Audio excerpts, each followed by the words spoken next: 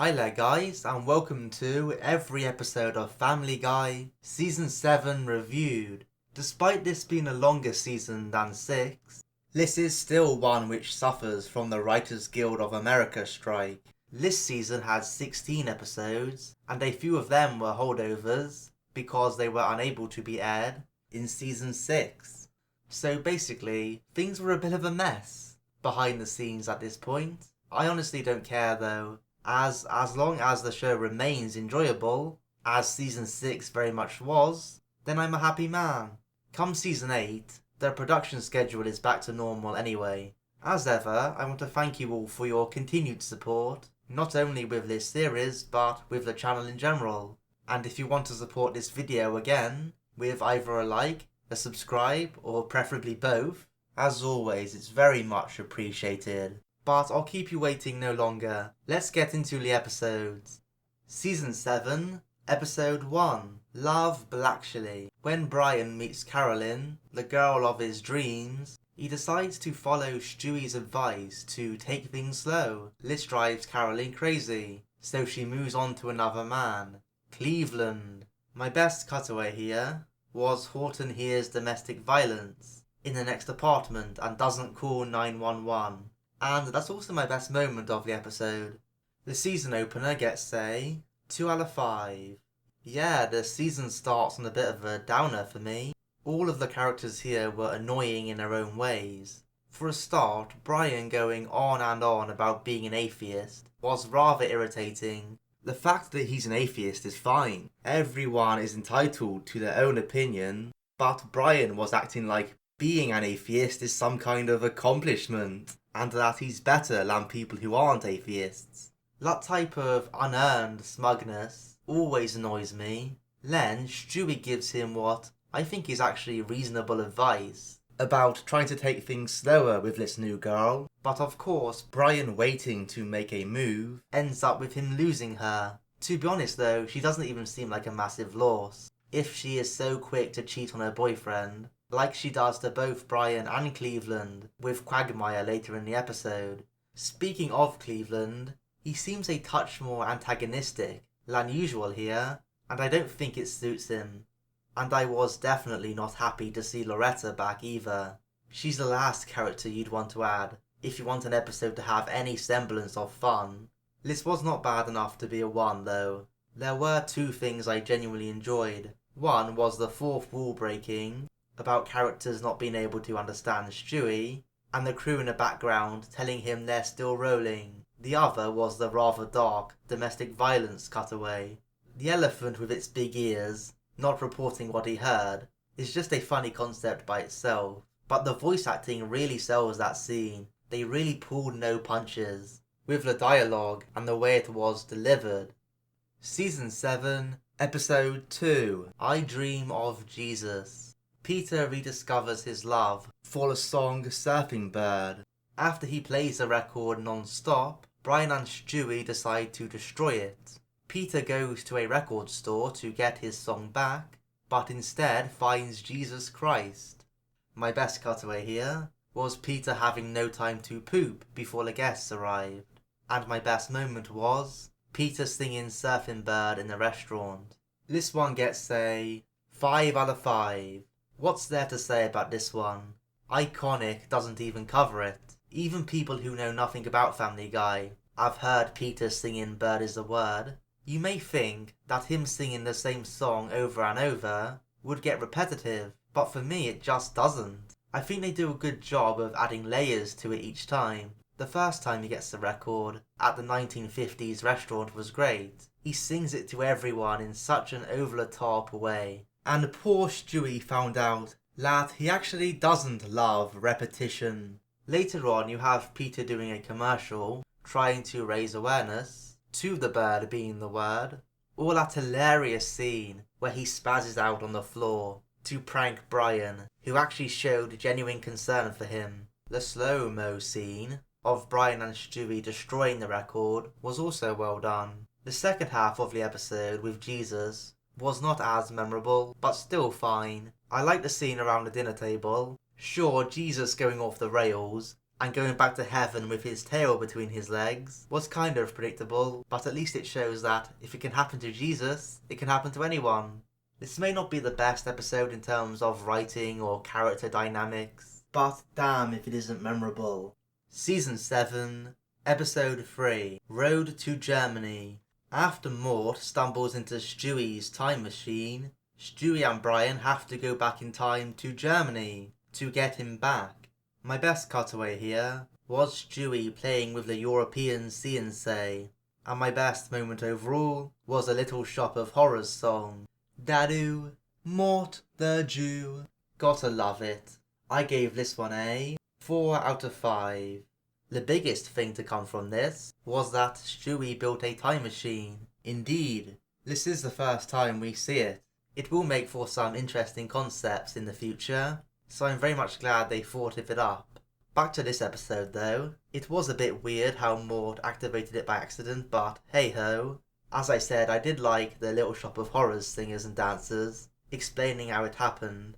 Some of the moments in Germany were a bit drawn out, like them in the Jewish temple, but Stewie, Brian and Mort on the run from the Nazis, all over Europe, worked well enough. I like how Mort was so done with it, and how he was constantly cussing Stewie and Brian out. The action sequences of Stewie piloting submarines and aeroplanes were well done. I would complain that he knows how to operate them, but hey, if he can build a time machine, he can fly an airplane. The ending with them encountering Hitler, who spares them just long enough for them to escape, was silly, but I did like how Mort cut Stewie and Brian off before they were able to get in their musical number. Of course, Mort was not allowed to remember any of this, so they just killed this version of him and went back in time before the other version found the time machine. Seems reasonable. Some of the jokes I enjoyed was the CNC confusing Stewie with its out-of-place, ridiculous animal sounds, the white cliffs of Dover, and the Black Forest, as well as Stewie showing how overqualified he is to be in the British Air Force. This Road 2 definitely had a lot going on in it, and a lot going for it. If it hadn't been for some of them slow scenes in Germany, just establishing things, this may have been a 5. Season 7, Episode 4, Baby Not On Board. The Griffin family go on a road trip, but forget about Stewie, and leave him home by himself. My favourite cutaway here was Useless Aquaman, and my best moment overall was Stewie drinking his first soda. This one gets a 4 out of 5. Stewie getting left at home while the family went on holiday was an interesting concept. Obviously it's done a lot in shows and movies and whatnot, but I think it being Stewie adds a level of intrigue, because on one hand he is very mischievous, and we see that a bit when he gasses Cleveland and Quagmire and ties them up watching the TV instructions, but he is also a baby. So no matter how much he wants to convince himself otherwise, he will struggle to function properly without a family. The ending scene, where he is genuinely happy to see his family back, was a nice touch. The family's road trip was more of a mixed bag. I liked the driving song. The characters harmonised together surprisingly well. I also liked the trip to Ground Zero, not only for Peter thinking it was where the first guy got AIDS, but also for his observation that the US should invade Iran. Honestly, it doesn't surprise me that Peter thinks in the same way as the US government. However, Peter did also have a few annoying moments here, as did Brian, both apparently not caring too much about Stewie's well-being. The jokes here were decent. Stewie running around excited, then crashing from the sugar was great. As for the Aquaman cutaway, I like how he goes from genuinely trying to help the woman to blaming her for leading the guy on after he realises that he is powerless to help her. It truly succeeds at showing how pathetic he is. Season 7, Episode 5, The Man with Two Brians. The Griffins get a new dog, and Brian starts to feel like he is no longer wanted. My best cutaway was Abraham Lincoln and his neighbour, and my best moment was Peter and his friends doing Jackass. I gave this one a 2 out of 5. This is the most forced I think I've ever felt a Family Guy story. The family decides that Brian is getting too old, so Peter gets another dog, who they call New Brian. This is not exactly an original premise to begin with, but I have to say I hate the character New Brian. He is so bland, and the fact that he seems so nice and does everything right is so obviously done to get the family to forget about Brian. It makes me drift out of the episode, because if the family don't care about Brian, and Brian is doing nothing but moving between the neighbours on the street, it's all rather pointless. The ending turnaround felt equally unbelievable, with the family now loving Brian again, and New Brian suddenly starts being antagonistic towards Stewie about humping Rupert. Stewie killing him was probably the best thing that could happen, all things considered. This was also below par in the jokes department. Lincoln's neighbour having no one to mow his lawn after the slaves were freed was a decent gag, but the gang messing around with the over-the-top jackass stunts at the start was indeed my favourite part. Still, an underwhelming episode overall. Season 7, Episode 6, Tales of a Third Grade Nothing. Peter goes back to school because he needs to finish third grade in order to get a promotion at work. Meanwhile, Frank Sinatra Jr. comes back to town to perform with Brian again. My best cutaway was Prince on The Price is Right, and my best moment was Peter competing in a school spelling bee. I gave this one a 3 out of 5. Peter being dumb again and having to go back to third grade, and Brian touring with Frank Sinatra Jr. again was what was on offer here, and I have to confess that neither plot did enough to make me really care about them. The Peter stuff was not at all original, and it was hurt by how obvious it was that he would get his job back. With Brian's story there wasn't anything there at all. It was an excuse to do a musical number, I guess. I still rate this episode as decent though, because it had its fair share of good moments. A lot of the cutaways worked, like Abe Lincoln annoying John Wilkes Booth, and Michael Jackson's treatment of his own groin on stage. But my favourite was Prince's quiet talking on The Price is Right.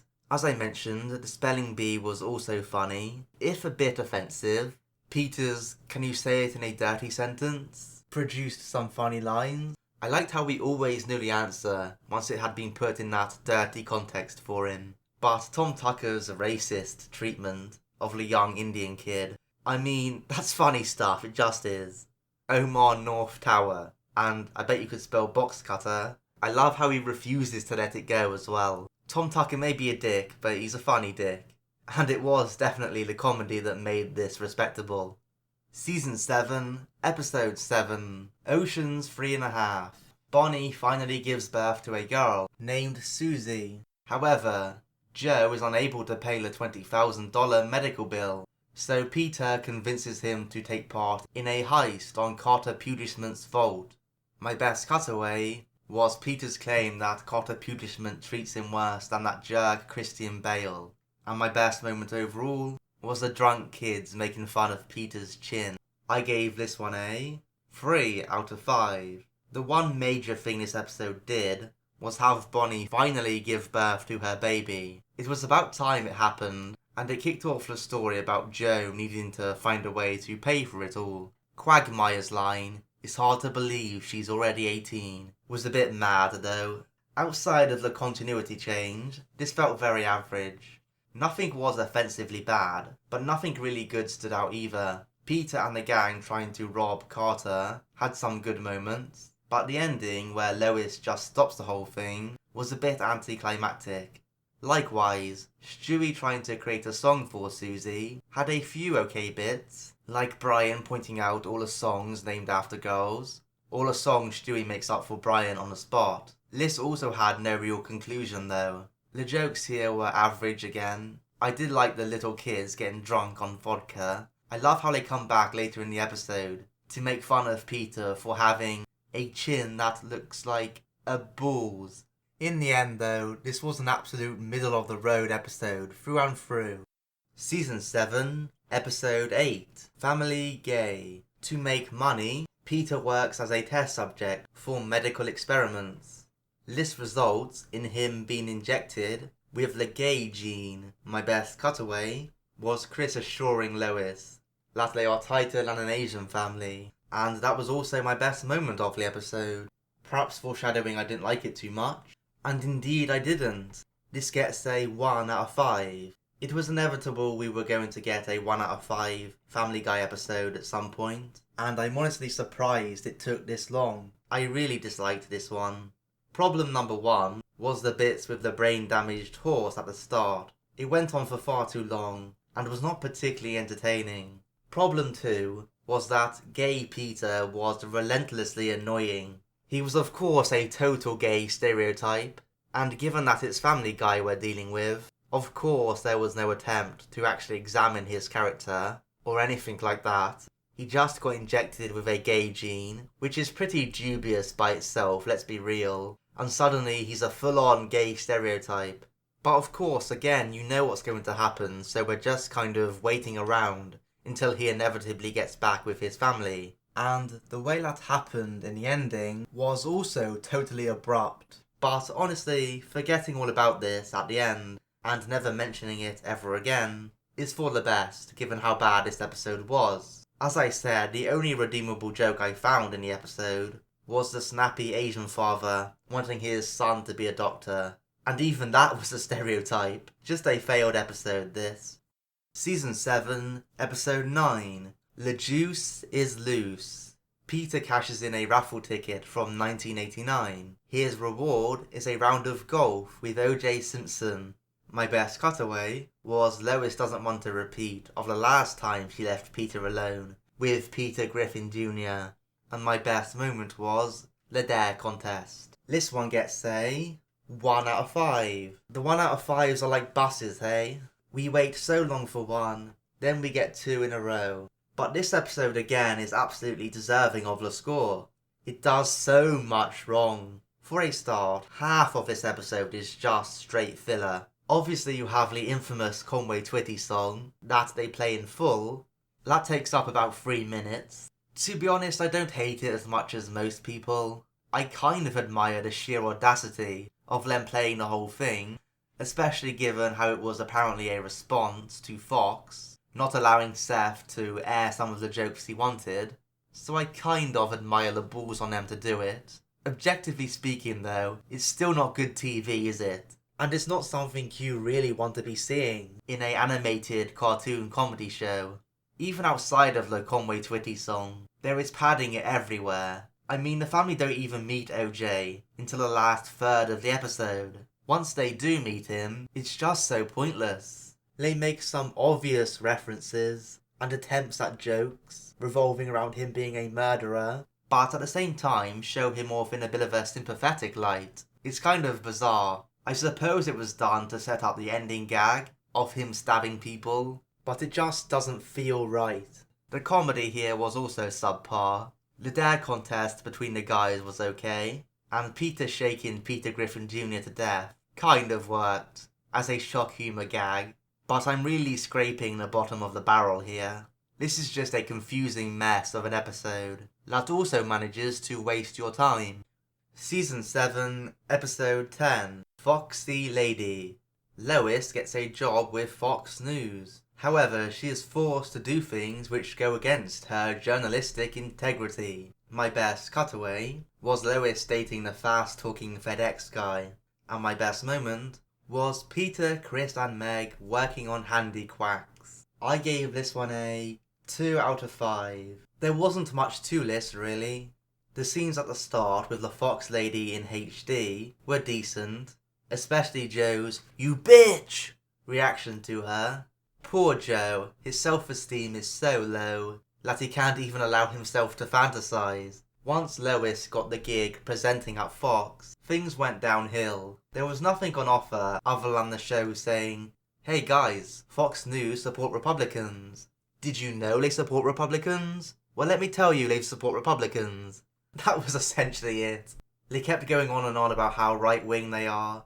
No satire, by the way, just obvious statements. And Brian acting like a smug douchebag again. The ending of Michael Moore and Rush Limbaugh being characters played by an actor was at least unpredictable, but nothing really came of it. The handy quack subplot was the only good thing here. Peter and Chris's meetings in the kitchen, discussing Meg, were quite funny indeed. Just how deluded they are, thinking they are some kind of creative geniuses, and Meg is screwing it all up for them, when in reality the opposite is much more true.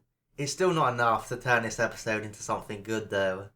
Season 7, Episode 11, Not All Dogs Go to Heaven. After Brian reveals he's an atheist, he becomes a pariah in the town. Meg, who has been watching the religion channel, attempts to convert Brian to Christianity. My best cutaway was God as Flash Gordon, and my best moment was Stewie at the drive-thru with the Star Trek cast. Does this episode continue the bad run for this season? Yes it does, it gets a 2 out of 5. The main plot here was badly handled, I can't sugarcoat it. After the first act, which consisted of nothing but nerdy convention stereotypes, which went on for far too long by the way, the only thing which actually happened here was Meg became a Christian after watching the religion channel. Then she got into arguments with Brian, who told the family he's an atheist. That's not really grounds for a plotline, is it? Especially given that I thought the family already knew he was an atheist. But oh well, they invented a conflict anyway to force some drama.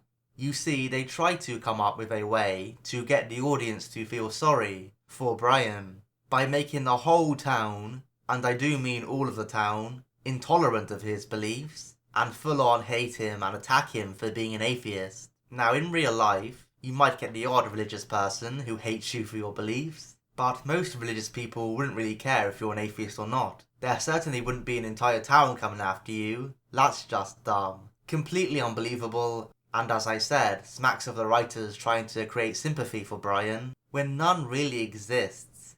This is especially jarring for Meg, who has never been portrayed as overly Christian on the show, but here she is leading the mob against Brian. So basically no one is likeable here. Not the townspeople, not Brian, and not Meg.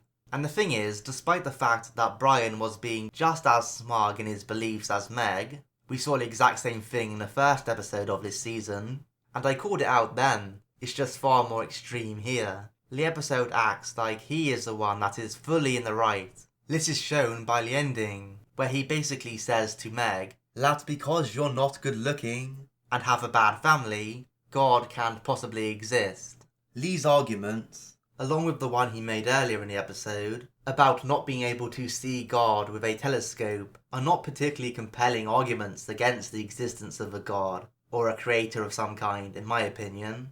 It's enough to win Meg over though, as she fully agrees and accepts that Brian was right all along. You know what pissed me off the most of all though?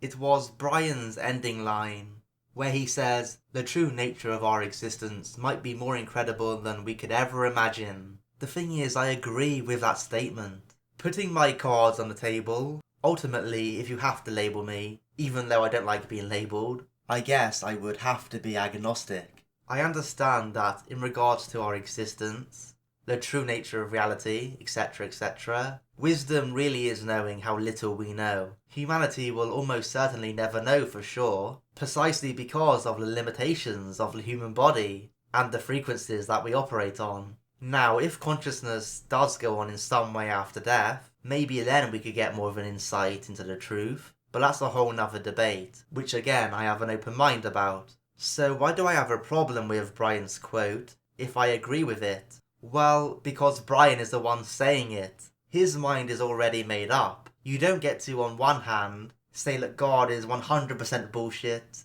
and that mainstream scientific evidence is the only way that you can even discuss this conversation and be taken seriously, while on the other hand, try and act all philosophical. He clearly doesn't believe what he is saying. Brian absolutely does not have an open mind. He is as dogmatic as they come. The irony, of course, being that he's just as dogmatic as the religious people he criticises. And again, I have to keep saying, if he's an atheist, that's fine. He's entitled to his beliefs, his opinion. But don't try and act like the most intelligent person in the room, when you clearly aren't.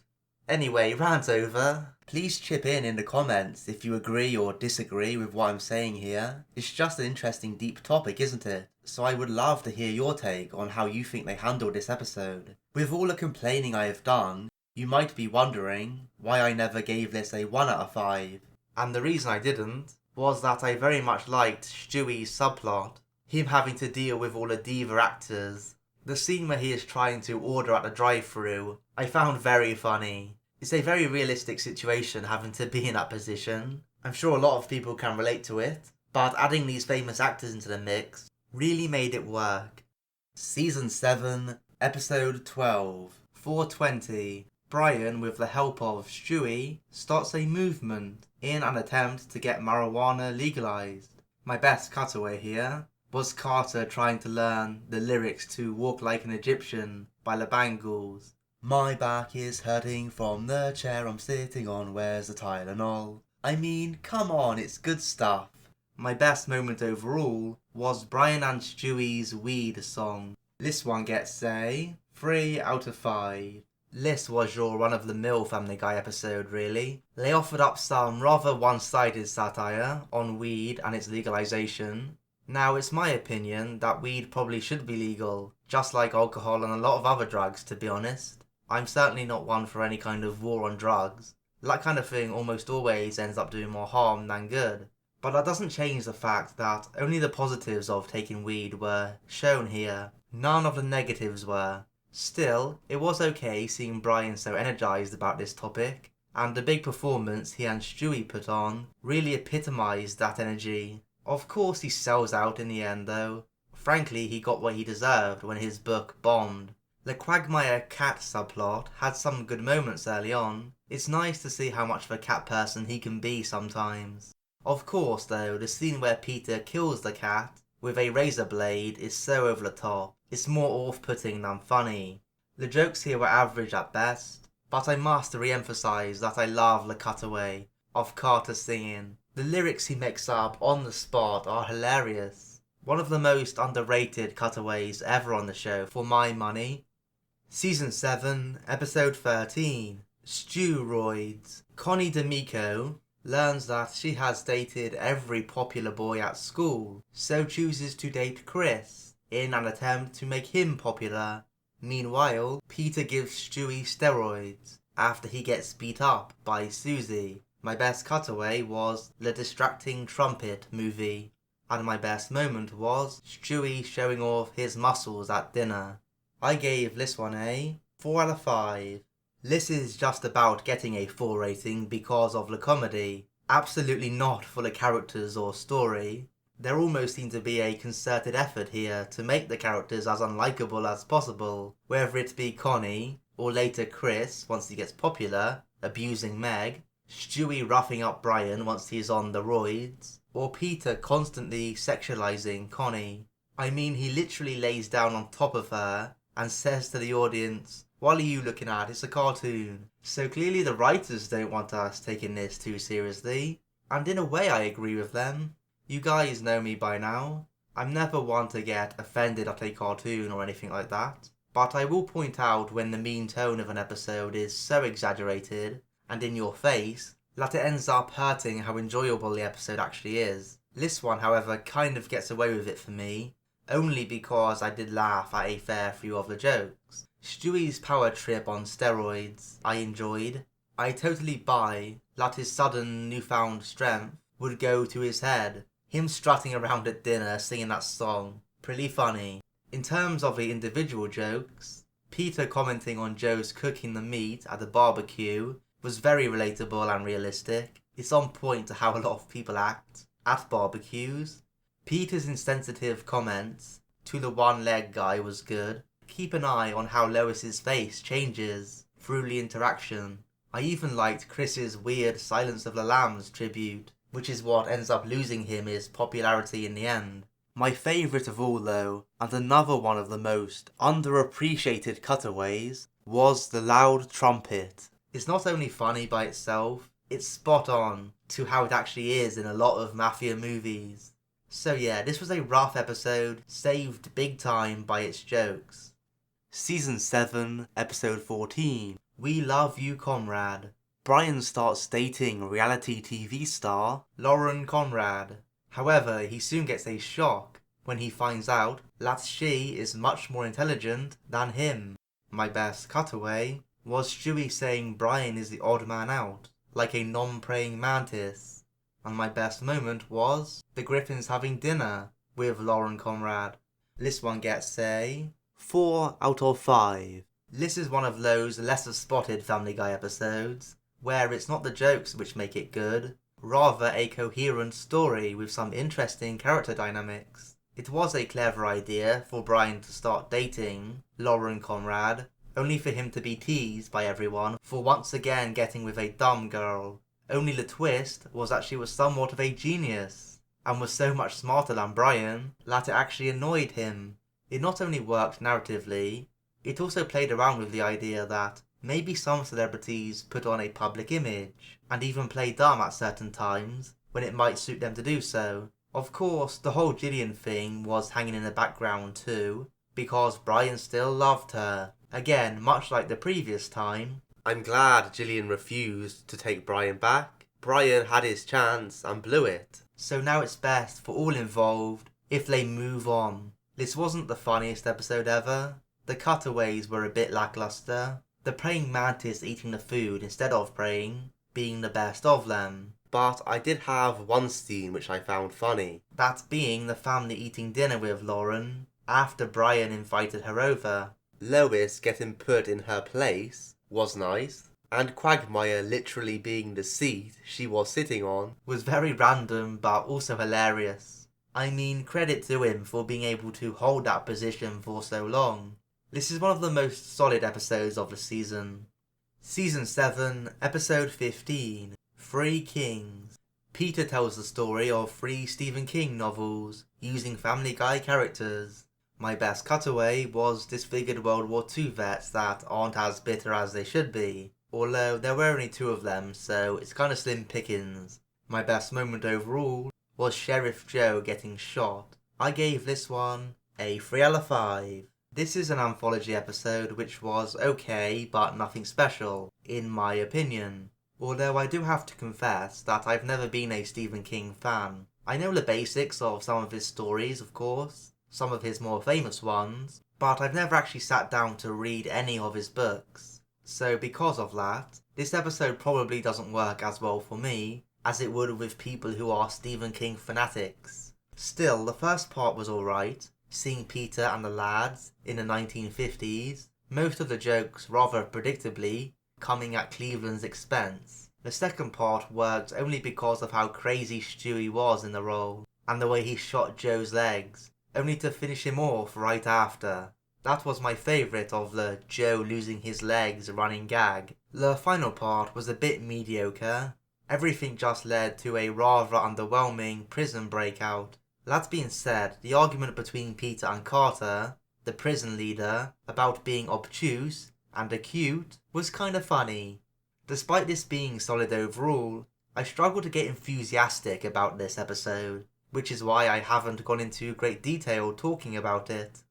Season 7, Episode 16, Peter's Progress. Cleveland gets his psychic cousin, Madame Claude, to read his friend's palms. This leads to Peter learning about his past life as Griffin Peterson in 17th century England.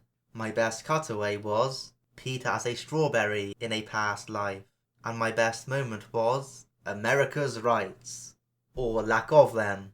The season finale gets a 4 out of 5, so another format change to end the season. This time it's a old-timey episode, with of course the Griffin family members playing the parts. This one worked a bit better for me, because the main drama, so to speak, of King Stewie exiling Peter to get Lois was strong enough to keep me interested and drive the episode forward. It stopped it losing steam in the middle and had a satisfying conclusion in the end, even if the whole talent show thing was a bit weird. There were lots of good moments scattered throughout too, like the constant piss-taking of the banner ads, the crossed arm one, and the cast of the TV show all pushing each other is so on point. Peter deciding who does and who doesn't get rights in America, only to go screw it and Say No One Does was pretty funny. The past life cutaways were great, both Quagmire being Jack the Ripper and Peter being a strawberry, violated by a worm. No fancy pie for him. King Stewie making every excuse in the book to not have sex was also amusing. An enjoyable one to end what has been a, well, mixed season, to put it mildly.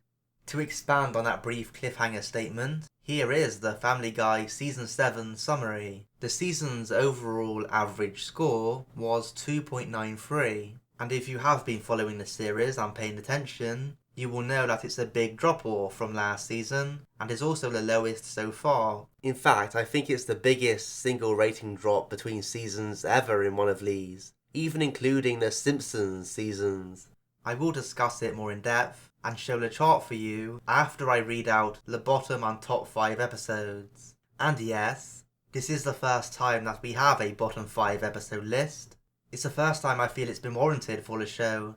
There were certainly enough bad episodes here to fill the list, and those bottom 5 were The Man with Two Brians at 5, Love Blactually at 4, Not All Dogs Go to Heaven at 3, Family Gay at 2, and The Juice is Loose took the bottom spot. My top 5 were Peter's Progress at 5, We Love You Conrad at 4, Baby Not On Board at 3, Road to Germany at 2, and I Dream of Jesus was the only 5 out of 5, and as such was the best. Okay, so as promised, here is a chart showing you the ratings. It's a fairly even split, which is to be expected when the average rating is so close to a 3. There were 2 1 out of 5s here, more 1s than 5s, and along with that, the 2 out of 5s also dragged down the score massively. So with all the stats out of the way, how do I sum up Season 7? Despite its rating, I would still say it's an average-ish season. There were still plenty of good episodes and moments, so I'm sure Family Guy fans will still enjoy it. However, some of the more well-known worst aspects of the show started to creep in and rear their ugly head. For a start, there was a lot of padding in the episodes, with the main crux of a lot of the episodes not kicking in until halfway through. The biggest offender out there, of course, was The Juice is Loose, which didn't even start really until like 2/3 of the way through. This type of thing really takes you out of the episode, and even if the action picks up again later on, you are already slightly disinterested, so it's kind of hard to get up for it again. The second and possibly more fatal flaw, as we look forward, was that the characters were the worst they have been so far. Stewie and Lois kind of got away with it. They were still fine for the most part, with the odd exception for Lois. However, in general there seemed to be an effort from the writers to make the characters more edgy and throw any sense of realism and morals completely out of the window. This extends through the entire cast of side characters, but is most noticeable with Peter and Brian. Peter ramps up the violence and harm he causes to almost supervillain levels at times, such as blowing up a children's hospital, for example. This type of thing can work as a one-off gag, but even if they do work, they no doubt come at the expense of making Peter likeable or redeemable as a character. The days of him being a caring father are long gone. You kind of just have to try and treat him like an entertaining sociopath from this point on. Brian fared no better. He doesn't cause as much damage as Peter, but his douchebaggery is taken up several notches here. He's always talking down to people and acting like his beliefs make him smarter or morally superior to others. Brian is at his best when he's just being the chill voice of reason. But again, I feel those days are behind us now. What else was there to talk about? Oh yeah, there was more Meg abuse. That also got amped up, which again adds to the harsher tone of the season. But you know what, I'm not trying to sound too down on this season because, although it wasn't great, it never felt like a chore to watch or anything. It's definitely still tolerable at this stage. Maybe the fact that it was only 16 episodes helped with that though. I really hope the standard improves for the next season, when we are back up to 20 plus episodes. Because if it doesn't, or even gets worse, over that long distance, that's when I will start to get pissed off and stop enjoying the show. So that's my take, guys. But as ever, I want to hear yours. I'm genuinely curious to know your guys' opinions on this one. For now though, I'm finished. I look forward to seeing you for Season 8, or maybe the next video on my channel in the meantime. But until then, thanks for watching, and take care.